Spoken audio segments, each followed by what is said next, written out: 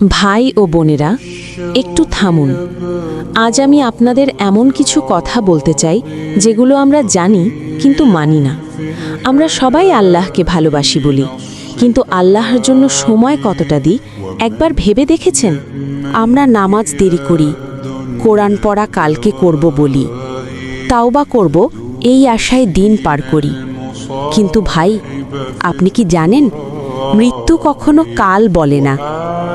আজ যারা কবরে তারাও তো বলেছিল আর একটু সময় পেলে ভালো হতো। কবর অন্ধকার, কবর নীরব। সেখানে না থাকবে ফোন, না থাকবে বন্ধু, না থাকবে টাকা, থাকবে শুধু আপনার আমল। নামাজ কি পড়েছেন? মিথ্যা ছেড়েছেন? হারাম থেকে বেঁচেছেন? এই প্রশ্নগুলোর উত্তর কেউ আপনার হয়ে দিতে পারবে না। কিন্তু ভাই ও বোনেরা, আল্লাহ শুধু শাস্তিদাতা নন, তিনি পরম দয়ালু। আপনি যদি এখনই ফিরে আসেন, এক ফোঁটা চোখের পানি ফেলেন, সত্যিকারের তওবা করেন, আল্লাহ আপনার সব গুনাহ মাফ করে দিতে পারেন। হয়তো আপনি ভাবছেন আমার তো গুনাহ বেশি, কিন্তু শুনুন, আল্লাহর রহমত আপনার গুনাহ থেকেও বড়। একটা সিজদা, একটা দোয়া, একটা পরিবর্তনের সিদ্ধান্ত আপনার পুরো জীবন বদলে দিতে পারে। হে আল্লাহ, আমাদের হেদায়েত দাও, নামাজের প্রতি ভালোবাসা দাও, হারাম থেকে দূরে রাখো, মৃত্যুর আগে তওবা করার তৌফিক দাও, আমিন। হয়তো আপনি ভাবছেন আমার তো গুনাহ বেশি, আমার জন্য আর ফেরার রাস্তা নেই। ভাই, এই কথাটা শয়তানের। কারণ আল্লাহ নিজেই বলেছেন, তোমরা আল্লাহর রহমত থেকে নিরাশ হইও না। আপনি যত দূরেই যান না কেন, এক পা ফিরে এলে আল্লাহ 10 পা এগিয়ে আসেন।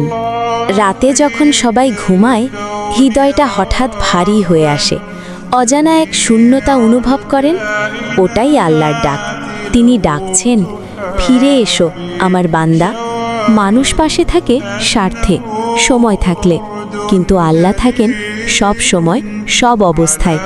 আপনি যখন ভেঙে পড়েন, যখন কাউকে বলতে পারেন না, তখন 2 রাকাত নামাজ আপনার সবচেয়ে কাছের বন্ধু হয়ে যায়। আজ না হলে কখন, এখন না হলে কবে? একটা সিদ্ধান্ত নিন, আজ থেকেই বদলাবো। সম্পূর্ণ নয়, অল্প অল্প করে। আল্লাহ চেষ্টা দেখেন, পারফেকশন নয়।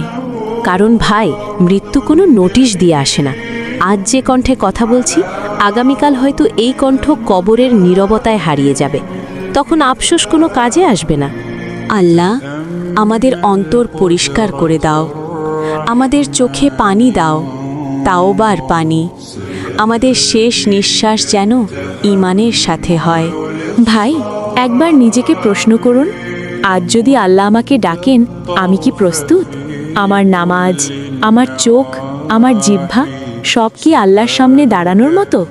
আমরা দুনিয়ার জন্য সময় বের করি, কিন্তু রবের জন্য সময় পাই না। সিরিজ শেষ হয়, ভিডিও শেষ হয়, কিন্তু কোরআন খোলা হয় না।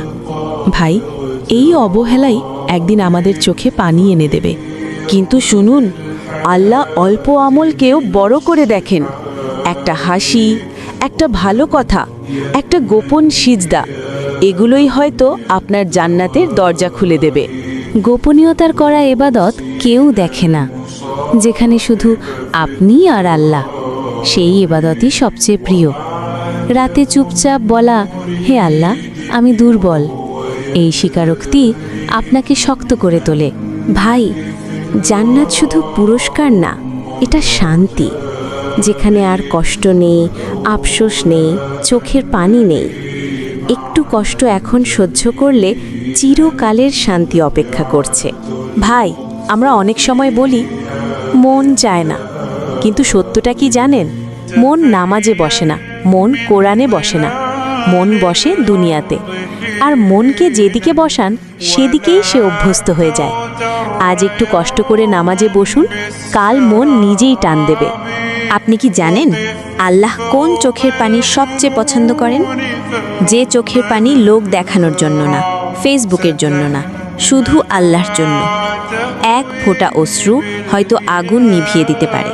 যদি আপনার ভিডিওটি ভালো লাগে, তাহলে অবশ্যই লাইক, কমেন্ট, শেয়ার আর চ্যানেলটি সাবস্ক্রাইব করুন। আল্লাহ হাফিজ।